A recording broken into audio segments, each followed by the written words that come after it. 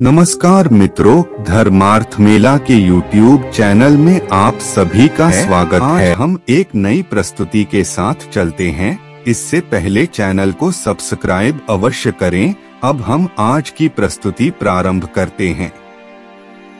गरुड़ पुराण में हमें मनुष्य के जीवन और मरण से संबंधित ऐसे कई रहस्यों के बारे में पढ़ने को मिलता है जिन्हें जानकर कोई भी व्यक्ति अपने जीवन की गति को सुधार सकता है। आपने हमारी प्रस्तुति गरुड़ पुराण भाग 1 में जाना कि मृत्यु के समय मनुष्य के साथ क्या क्या घटित होता है और वह किस प्रकार यमलोक ले जाया जाता है। इस प्रस्तुति में आज हम जानेंगे कि मृत्यु के बाद जीवात्मा कितने दिनों तक घर में रहती हैं। हमारे धर्म शास्त्रों में इस संदर्भ में क्या क्या वर्णित किया गया है, वह सब हम आपको इस वीडियो के माध्यम से बताएंगे। आध्यात्मिक और धार्मिक ज्ञान वृद्धि हेतु चैनल को सब्सक्राइब करें। अधिक समय न लेते हुए आरंभ करते हैं। गरुड़ पुराण वैष्णव धर्म से संबंधित है और इस पुराण आदि देव सृष्टि के पालन करता भगवान विष्णु है। आपने हमारी प्रस्तुति गरुड़ पुराण भाग 1 में देखा कि कैसे यमदूत उस जीवात्मा को यमलोक ले जाते हैं। वह जीवात्मा 24 घंटों के पश्चात पुनः वापस आती है और 24 घंटों के दौरान जीवात्मा को उसके संपूर्ण जीवन का लेखा जोखा दिखाया जाता है, जिसमें यह आकलन होता है कि अपने जीवन काल में इस जीवात्मा ने कितने पाप और पुण्य किए हैं। इसके पश्चात आत्मा को फिर उसी घर में लाया जाता है जहां उसने अपने शरीर का त्याग किया था और 13 दिन तक वह जीवात्मा वही अपने परिवार के बीच रहती है। मोह व वासना से भरी वह जीवात्मा बार बार अपनी देह में प्रवेश करने का प्रयास करती है, किंतु यमदूतों के पास द्वारा बंद जाने से वह कुछ भी करने में असमर्थ हो जाती है।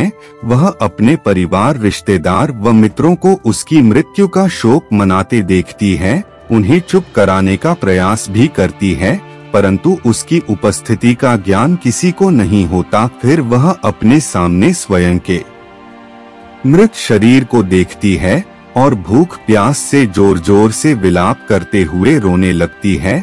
इसके साथ साथ गरुड़ पुराण में यह भी बताया गया है कि मनुष्य पुण्य कर्म करता है, परंतु उसके पुण्यों की संख्या उसके द्वारा किए गए पापों से कम होती है, अर्थात मनुष्य पुण्यों की अपेक्षा पाप अधिक करता है। इसके समाधान स्वरूप मृत्यु के पश्चात पिंड दान करना आवश्यक बताया गया है। 10 दिनों तक जीवात्मा के उद्देश्य से पुत्रगण पिंडदान देते हैं। अगर मृतक का पिंडदान नहीं किया गया तो जीवात्मा अनंत काल तक भटकती रहती है और हजारों सालों तक पीड़ा व कष्ट भोगने के बाद अगला जन्म लेती है। प्रतिदिन दिए जाने वाले पिंड के 4 भाग हो जाते हैं। उसके 2 भाग से मृतक का शरीर बनता है, तीसरा भाग यमदूत ले लेते हैं और चौथा भाग मृतक को खाने के लिए मिलता है। 9 दिन रात में प्रेत शरीर युक्त हो जाता है।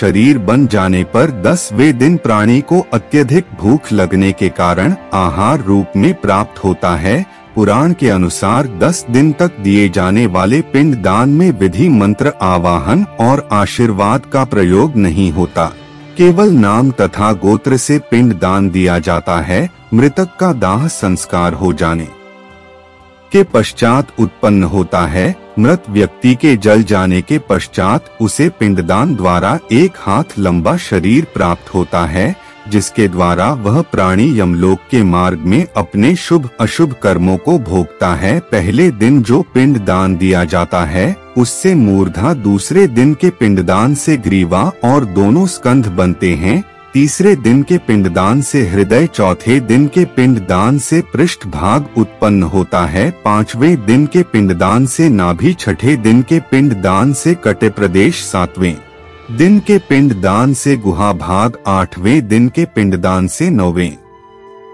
दिन के पिंडदान से दालू व पैर और 10वें दिन के पिंडदान से सुधा की उत्पत्ति होती है। जीवात्मा शरीर प्राप्त करने के पश्चात भूख से पीड़ित होकर घर के द्वार पर रहता है।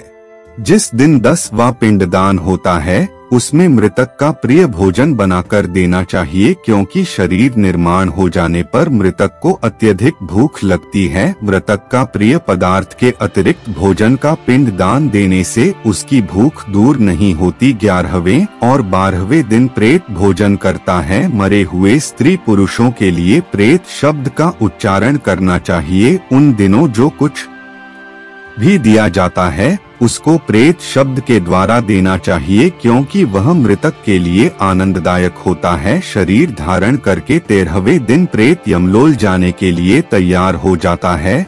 यहाँ से यमलोक की यात्रा आरंभ होती है। मनुष्य अपने कर्मों के कारण ही, जो व्यक्ति जितना पापी होगा उसका अंतिम मार्ग उतना ही कठिन होता है, और वह जितना पुण्यकारी, निष्पक्षपाती और भगवत प्रेमी होगा उसकी स्वर्ग की यात्रा उतनी ही सरल व सुखदायक होगी। इसलिए हमें यह ध्यान रखना चाहिए कि कर्मों का फल जीते जी ही नहीं अपितु मृत्यु के पश्चात भी भोगना होगा। गरुड़ पुराण का यह भाग हम यहीं पर समाप्त करते हैं। इससे आगे आप अगले भाग में जानेंगे। हमारा उद्देश्य केवल आपके ज्ञान में वृद्धि करना व धर्म के प्रति आपकी जिज्ञासा को बढ़ाना है। अगर हमसे कोई त्रुटि हो गई हो तो हमें क्षमा करें। अब हमारी भेंट एक और नई ज्ञानवर्धक प्रस्तुति के साथ होगी। आज के लिए केवल इतना ही। जाने से पूर्व वीडियो को लाइक करें व हमारे चैनल धर्मार्थ मेला को सब्सक्राइब अवश्य करें। तब तक के लिए जय जय श्री राम।